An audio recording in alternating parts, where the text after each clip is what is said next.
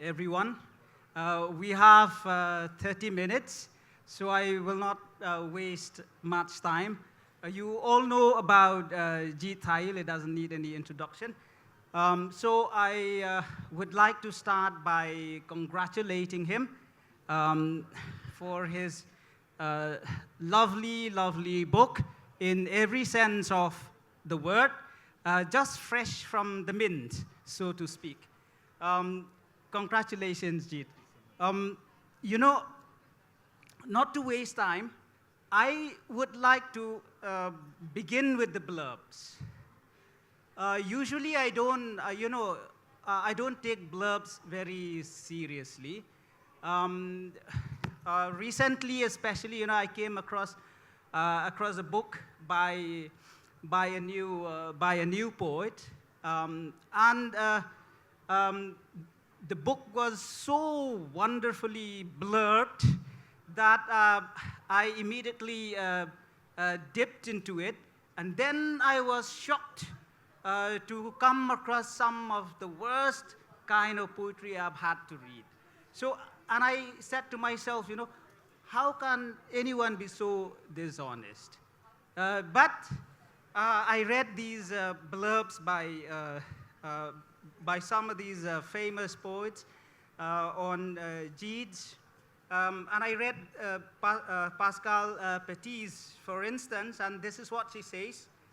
Hallucinatory, bursting with intoxicating images, fevered gazelles and sinuous stanzas that snake down the page. Jeet Thayil's I'll Have It Here is a book to savor as if it's the last book on earth. So I said, this is something, I mean, this is the best thing that could be said about any author, a book to savor as if it's the last book on earth. I said, so what is this? Is this just another hyperbole or blurbs, or what is it? So I immediately read the poems, and I was so pleased to discover that she was spot on. And there are two things, and I'm not trying to flatter, I'm really saying it out from the heart. And there are two things, in Pascal Petit's critical evaluation. One is the intoxicating images, and the other one is the Jeet as the dissector of our age. Let's start with the intoxicating images first. Aristotle talked about how the metaphor is the basis of all poetry. And J.D. McClatchy, who edited the vintage book of contemporary world poetry, talked about the image-making impulse of the poet. And Yaroslav Seifert talked about how a startling metaphor is worth more than the ring on one's finger. So let's hear from Jeet on the on metaphors and images in poetry in general, and in his poetry in particular. Thanks very much. I should introduce Kynpham. He's a poet, remarkable poet, and two novels that really, the word epic, I think, is correctly used when you describe these two novels.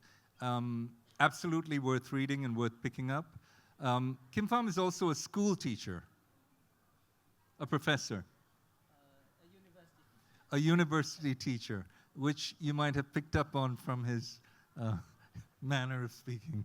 So I tell you what, I'm just going to read a couple of poems because, conversation is all very well, but it's good to read a couple of poems to give people an idea of whether they want to buy the book or even read it, right?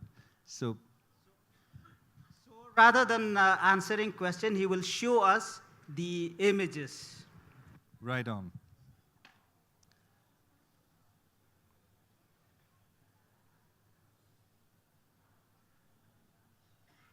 This is called As If a Leap Year Wasn't Enough.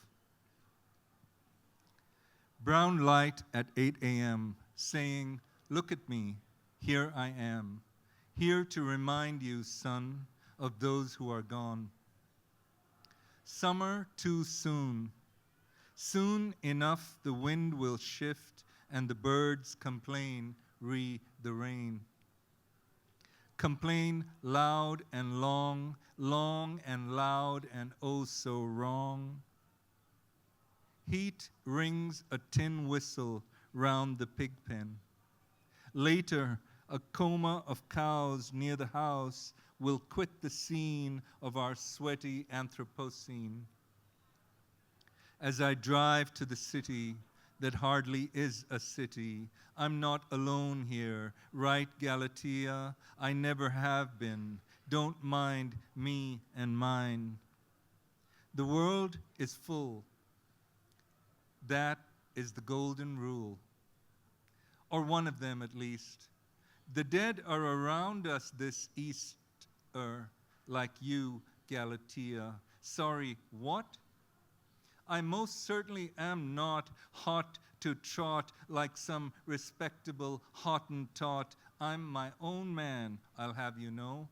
Even if I am talking to myself at a small town airport bar, waiting for a spot to open up, to get into my cups and let you and your friends in teal and blue come round and surround me here where the dead abound. Which leads into the next poem, which is called The Dead. Hidden in ceiling cornice or traffic light, in a sudden whip of ice, in a childhood river, they know how to wait and wait to speak. When you're low, lowest, their voices drip honey into your head. The city is dead and dying. It won't kill you or make you stronger. Better not to be heard than misheard. Emily would know to say, rest, dear heart, stay. This life is sweet and much too short.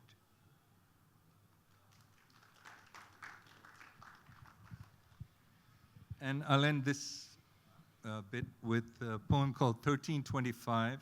It's the last poem in the first section of this book.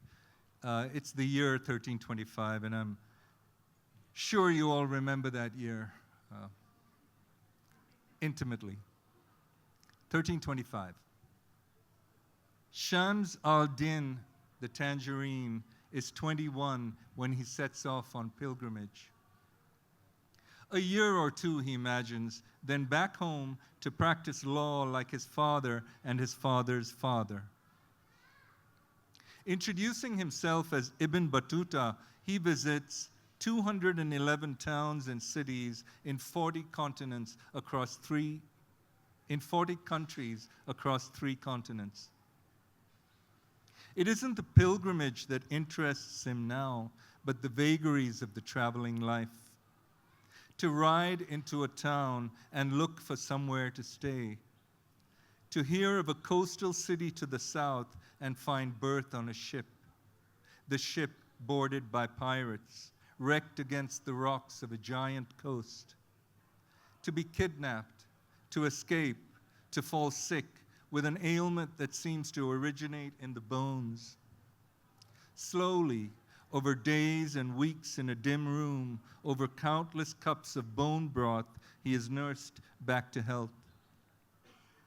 On an island in the Maldives, whose inhabitants depend on a diet of aphrodisiacal coconuts and fish, he takes 4 wives, the legal limit, spending, quote, the night with the wife whose turn it was, and this I continued to do the whole year and a half I was there, close quotes.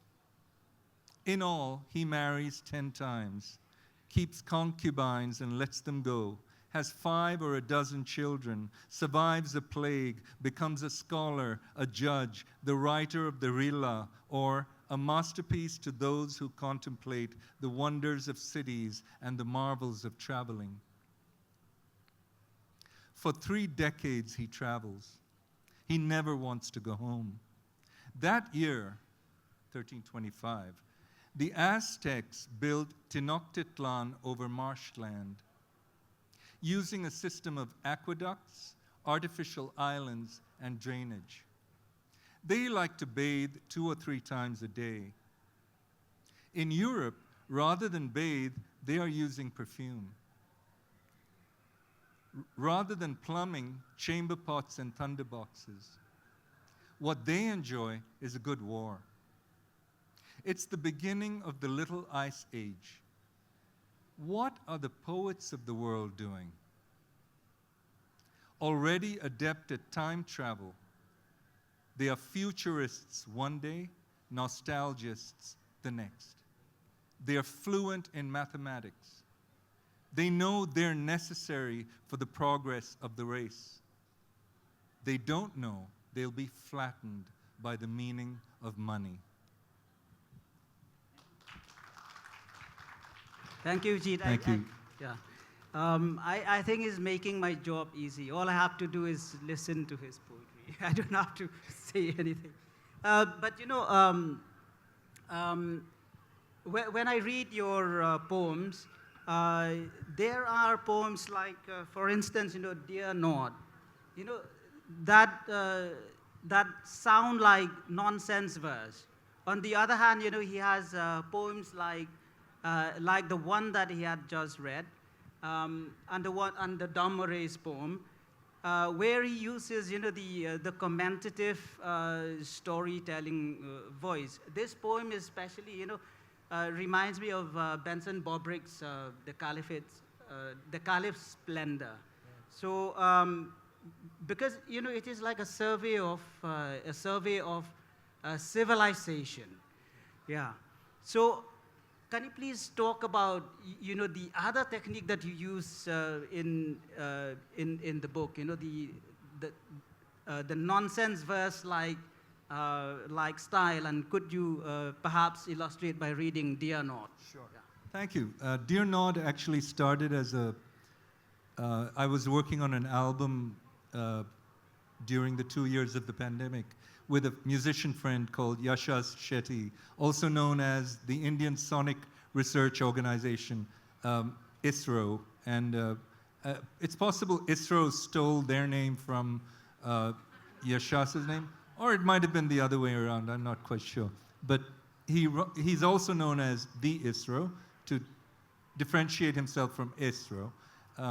We did an album, and right at the end of that process,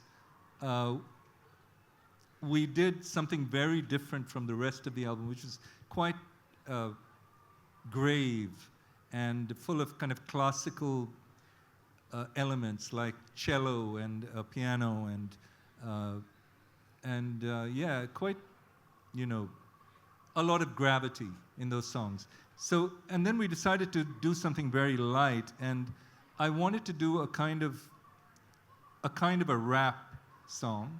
And the test of rap, I think, or at least old school hip hop, is how does it look on the page? Does it only work for the stage, or does it also work for the page? I don't know. You be the judge. I'll read it.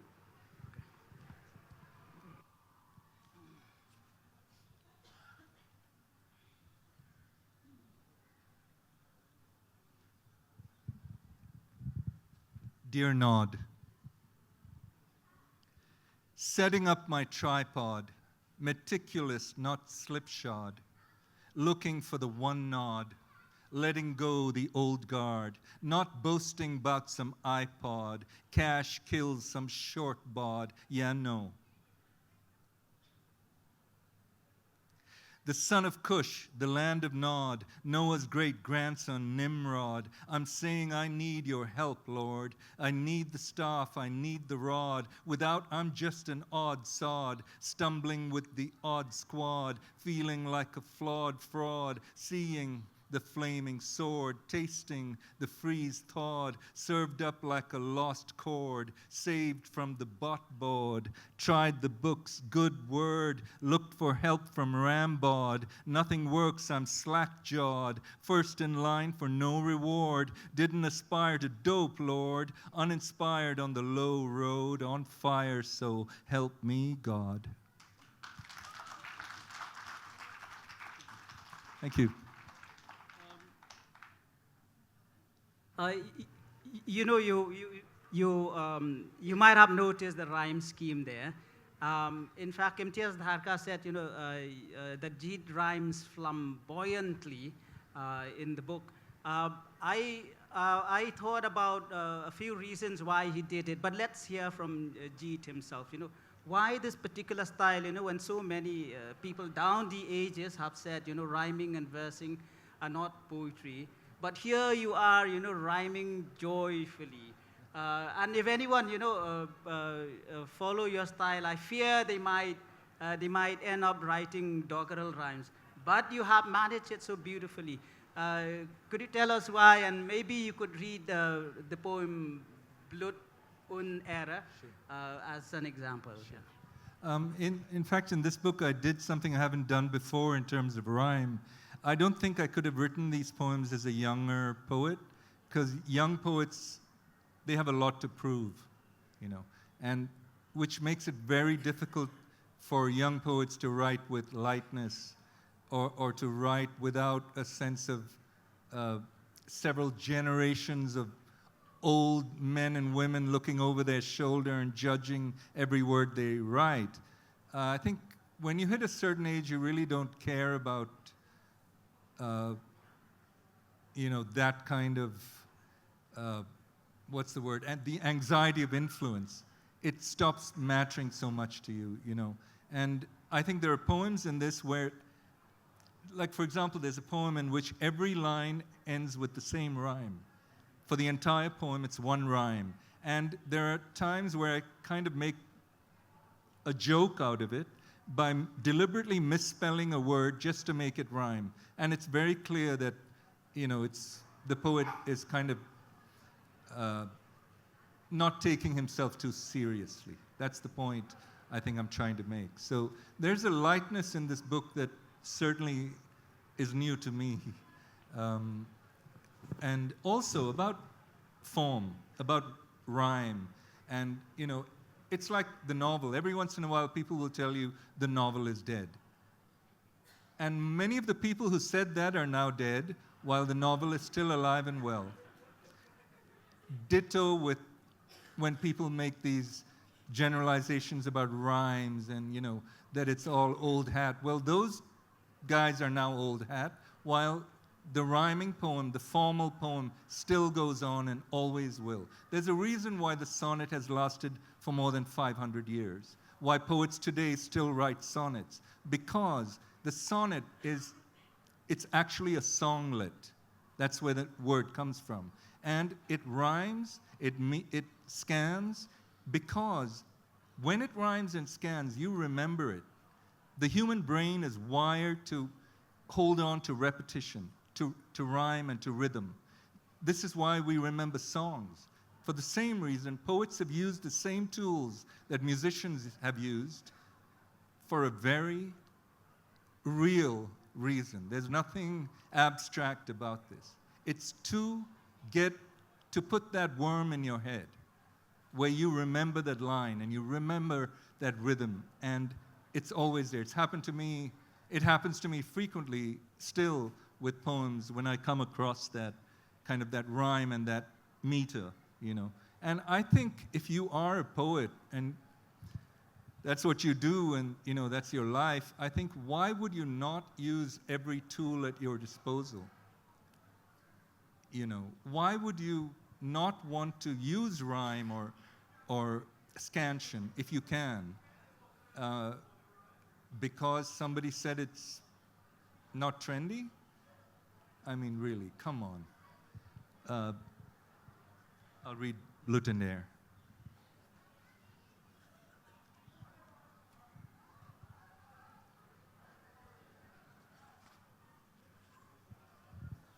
Yeah, actually, it's a good way to illustrate what we're saying, because one of the rhymes here are the word daughter is rhymed with otter.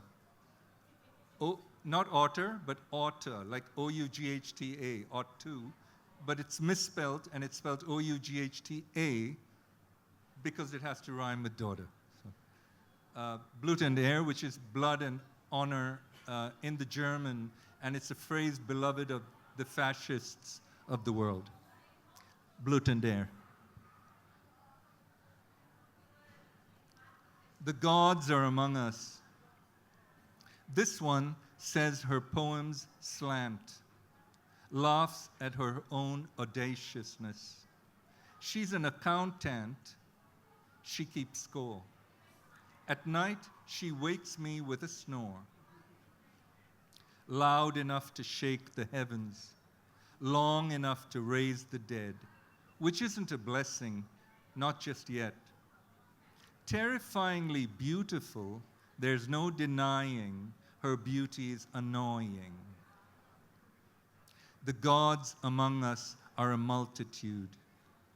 We're overrun, multicolored, rude. They're spilling out of Brixton into the halls of freedom, beating their incomprehensible drum. I see them eyeing my daughter. I hear them giggling in tongues, not being humble like they ought to, but skipping the rungs we were honored to climb. Unmask them, brothers. It's time. Thank you. You can see, they use the rhyme scheme, gives a song-like quality to Jeet's poetry. It also, in places, it also gives the impression as if the poet has been deliberately pathetic in his treatment of the subject, but it also adds a lot of humor. The use of rhyme scheme also added a lot of humor in your poetry, and this satire and the humor is irreverent. Sometimes it is self-mocking. It is satirical. Satirical humor runs right through the book. So could you please talk to us about the issues of your satire? I think this is the reason why, Petit also talked about why you are the dissector of the age.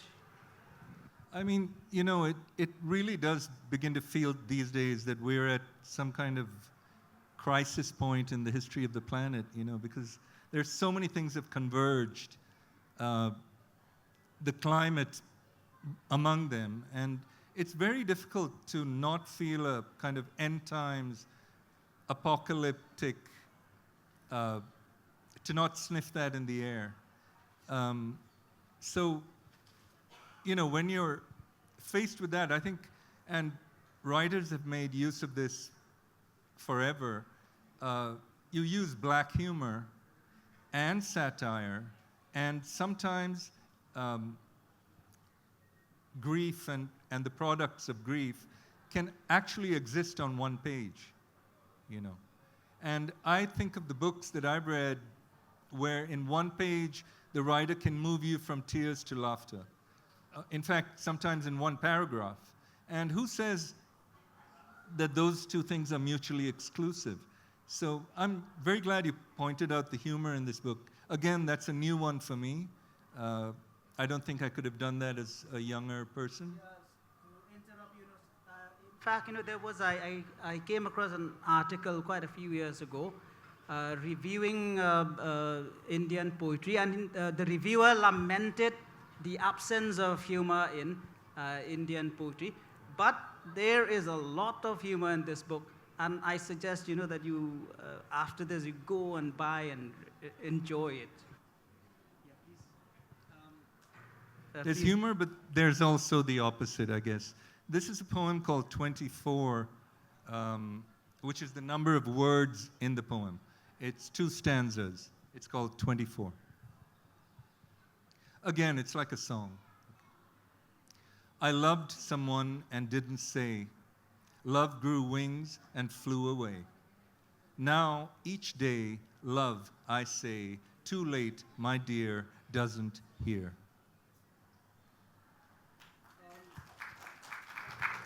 You know, for satirical humor, could you please read the Ghost of Mr. Great Soul? Sure. Yeah, thank you. Probably the most overtly one of the most overtly political poems in the book as well. The Ghost of Mr. Great Soul. And Mr. Great Soul doesn't like this poem. Clearly, he's around us right now. Great Soul, if you translate into Hindi, that's who the poem is about. The Ghost of Mr. Great Soul. Why, if it isn't Gandhi, returned as a house gecko, talkative, still slender, motionless on the wainscoting. His chirp is plummy British banter. Dear boy, have a deco. An eye for an eye makes the whole world blind, or so you'll find. Mind, one hopes not. And so on and so forth. All I say to him is, what? I don't mean to be rude, but you left us no food. The carving knife you used, like some tiny god, still drips blood on the old floorboard. My extended, hopeless family sat down for dinner in India and got up in Pakistan. You turned our house into a granary that the army used for bribes to win over the strongest tribes. 75 is 70 years, give or take 5 years. You expect things to change, but what has? Well, we still pray to screens, and there at it, your assassins, in the name of love and fame. A people divided by circumcision or not, veils or not, meat or not. You expect things to change the same, Mr. Gecko, Mr. Forget-Me-Not, Mr. Great Soul? You're here and you're not. Thank you very much. This is a biting satire at its best, you know. But unfortunately, we are running out of time. I just want to say that, you know, reading this book, I'll have it here. Oh yes, Jeet, why I'll have it here? Yeah, actually, there's a journalist who asked what the "it" in "I'll have it here" stands for, and I gave a one-word reply. What do you think that word might be? Not one guess? Come on, people.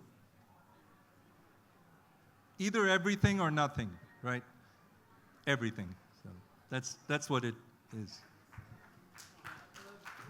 We're running out of time. I just want to say, you know, that after reading I'll Have It Here, I have learned so much. I mean, about so many things, I don't have the time to state them explicitly here. But then you love a book not simply because it acquaints you with many things. You love a book of poetry because the lines charm the mind and move the heart. And my favorite is this, you know. I whisper your name and the day turns warm. I whisper your name and the day turns warm. But my final takeaway is this. Because, you know, the book acquaints you with the cruelty, the horror, the sadness, the grief, but also the laughter and the humor and the tenderness. So you become acquainted not only with the darkness of man's heart, but with the light, in it. And so my final takeaway from this book is this. I did not fall into despondency. I fell into gladness. This is from a poem called Christie Street. So thank you so much. Thank you so much, Jeet. Thank you, Kynpham. Thank you. Have time for one or two questions? We have 6 seconds. Any questions? One question? Yeah, go ahead.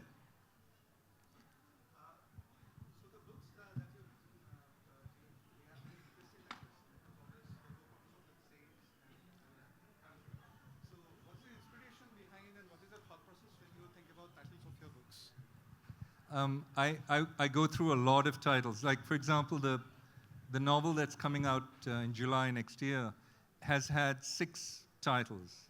And I believed in each one at the time that it had that title. For example, it was originally called The Migrants.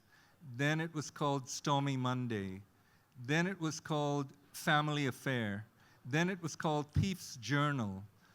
Then there was one other one, and finally it's called Melanin. And hopefully that will stay, but there's still the editing process, so you never know. Might change. I think titles reveal themselves to you as you work on a book.